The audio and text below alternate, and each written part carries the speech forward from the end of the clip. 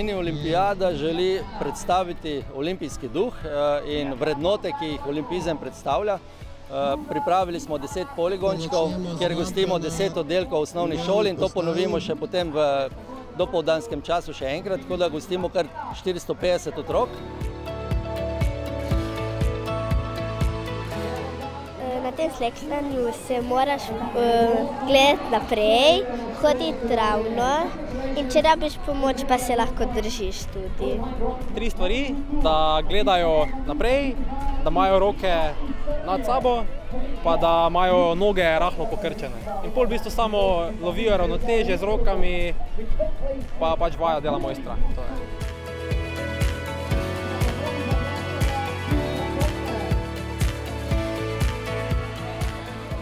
Na tej postaji jim pokažemo malo, kakšni so oprimki plezalni, jih malo mogoče navajamo v ta šport, da bi mogoče kakšnega navdušili. Pač mislim, da je to en lep šport, ki se rekreirajo in to in pač tako, da čim več telovadijo. No, tako.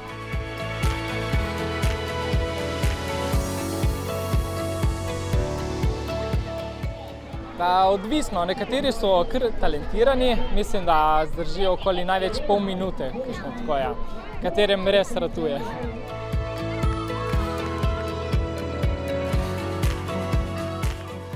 Predvsem je namen, da spodbudimo najmlajše k gibanju, jih zainteresiramo za kakršenkoli šport že. Je pa res, da tokratna mini olimpijada je tematsko obarvana, ker smo na plezalnem prvenstvu, seveda tudi je poudarek na plezanju in na elementih plezanja kot nekih gibalnih prvinah. V bistvu otroke učimo delati osmico danes. Osmica je varovalni vozel pri plezanju. Se kar trudijo in gre.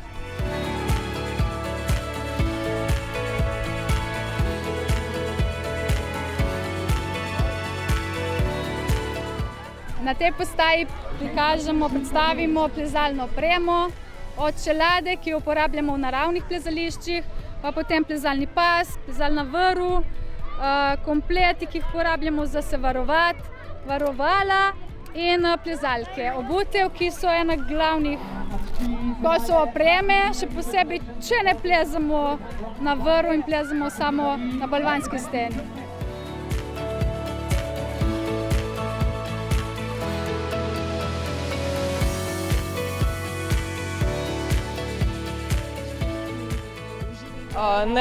Stena je res ena vrhunska pridobitev za Koper, pa tudi za Slovenijo, ker predstavlja eno izmed parih točk svetovnega pokala v celem letu.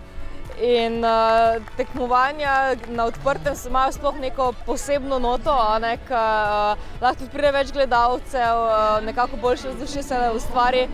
In za samo lokacijo Kopra in s tako odlično infrastrukturo mislim, da se lahko obetamo res vrhunsko tekmovanje, ki sicer letos debitira, ampak prve smeri so se že začele plezati, stvar izgleda odlično in jaz komaj čakam na razplet dogajanja naprej.